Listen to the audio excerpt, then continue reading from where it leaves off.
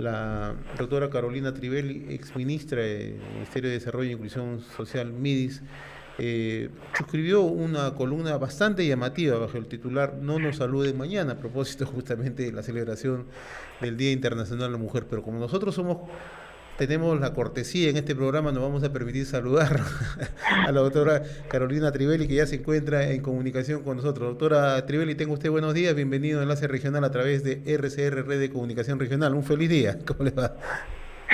Hola, buenos días. Muchas gracias por la comunicación.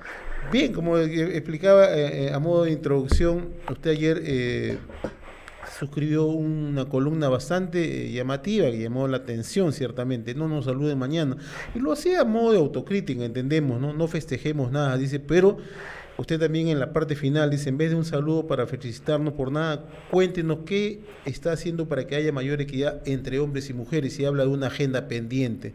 Me gustaría preguntarle de una manera puntual, ¿cuál es esta agenda pendiente en favor de la mujer? A ver, la agenda es muy amplia y abarca diversos espacios, ¿no? Hay una agenda en el mundo laboral, por ejemplo, en el cual tenemos que cerrar las brechas que hay entre los salarios que reciben hombres y mujeres, ¿no? Por igual trabajo, igual experiencia, las mujeres suelen recibir un salario menor que el de los hombres en el Perú y en casi todo el planeta, y eso hay que cerrarlo.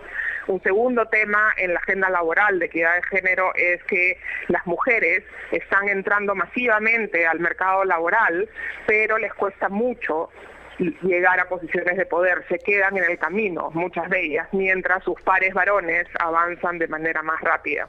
Y un tercer tema en la agenda que tiene que ver de equidad de género en términos laborales tiene que ver con lo que sucede fuera del entorno laboral, y es que las mujeres que entran al mercado laboral, que trabajan sus 8 horas o más, cuando son microempresarias sobre todo, después llegan a su casa y tienen que asumir un conjunto de tareas domésticas de manera individual, ¿no? Eso también tiene que cambiar. Así como las mujeres están entrando al mercado laboral, los hombres tienen que entrar a hacerse responsables de las tareas domésticas y compartir esa responsabilidad, que no es solamente limpiar o cocinar, es llevar a los niños al doctor, es acudir a las reuniones de padres de familia de la escuela, es cuidar a los ancianos y enfermos, es ocuparse de un conjunto de tareas que hoy día tradicionalmente siguen haciendo masivamente las mujeres. Eso, para darte un ejemplo, solo en el tema laboral.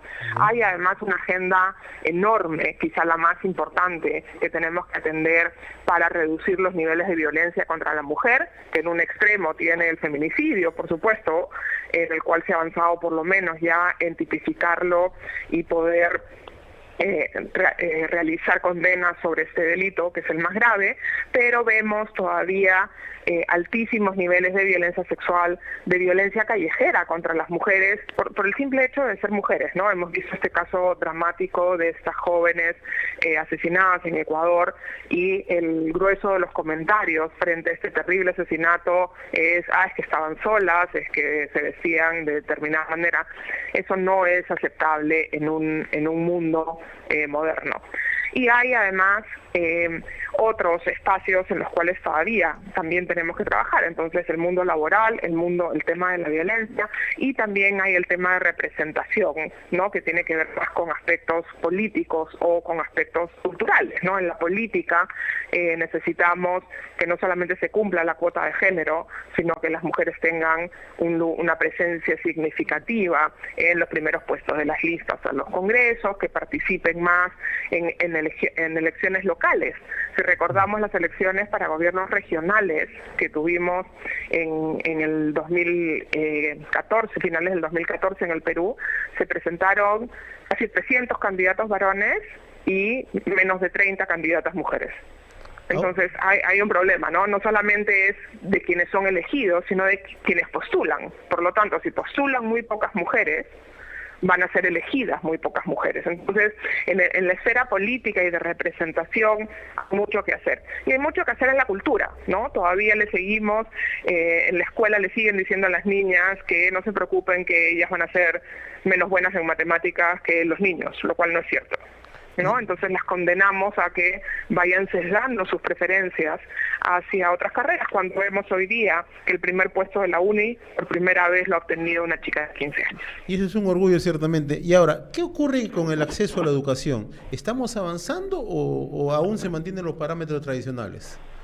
Bueno, en educación probablemente es donde más se ha avanzado en cerrar las brechas de género, ¿no? ¿Ya? En términos de la educación básica, lo que estamos viendo es una cobertura, un acceso prácticamente universal, y donde se registraban mayores niveles de deserción escolar eran en las zonas más pobres, y gracias a programas como Juntos, por ejemplo, las niñas están logrando terminar la primaria y terminar la secundaria.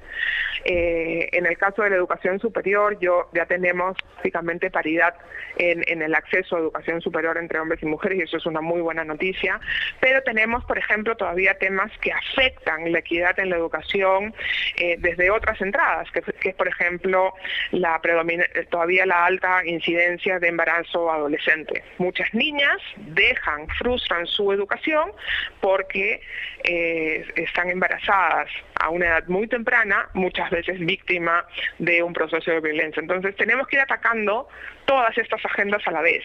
Y eso es una tarea de todos, no es una tarea ni de las mujeres, ni del gobierno, es una tarea de todos, de hombres, de mujeres, de entidades públicas, de entidades privadas, donde todos tenemos que tener claro que si logramos incorporar plenamente en igualdad de derechos a las mujeres, a la vida económica, a la vida política, a la vida social, a la vida cultural de este país, todos vamos a vivir en un mejor país. Ahora, para finalizar, doctora Trivelli, en el Perú, de un modo autocrítico, ¿estamos avanzando justamente en esa etapa de mantener una equidad? Estamos avanzando lentamente, ¿no? Estamos avanzando.